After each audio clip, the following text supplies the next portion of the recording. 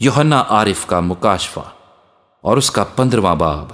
جو 8 آیات پر مشتمل ہے۔ پھر میں نے آسمان پر ایک اور بڑا اور عجیب نشان یعنی 7 فرشتے 7 پچھلی آفتوں کو لیے ہوئے دیکھے، کیونکہ ان آفتوں پر خدا کا قہر ختم ہو گیا ہے۔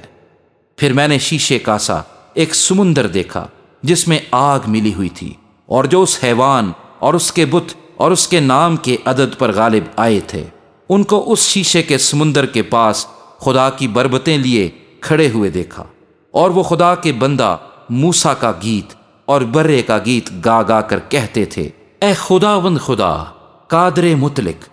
تیرے کام بڑے اور عجیب ہیں۔ اے ازلی بادشاہ، تیری راہیں راست اور درست ہیں۔ اے خداوند، کون تجھ سے نہ ڈرے گا اور کون تیرے نام کی تمجید نہ کرے گا، کیونکہ صرف تو ہی قدوس ہے، اور سب قومیں آ کر تیرے سامنے سجدہ کریں گی، کیونکہ تیرے انصاف کے کام ظاہر ہو گئے ہیں۔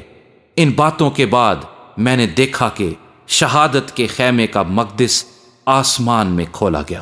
اور وہ 7 فرشتے جن کے پاس 7 آفتیں تھیں آبدار اور چمکدار جواہر سے آراستہ اور سینوں پر سنہری سینہ بند باندھے ہوئے مقدس سے نکلے، اور ان 4 جانداروں میں سے ایک نے 7 سونے کے پیالے عبدالآباد زندہ رہنے والے خدا کے قہر سے بھرے ہوئے ان 7 فرشتوں کو دیے،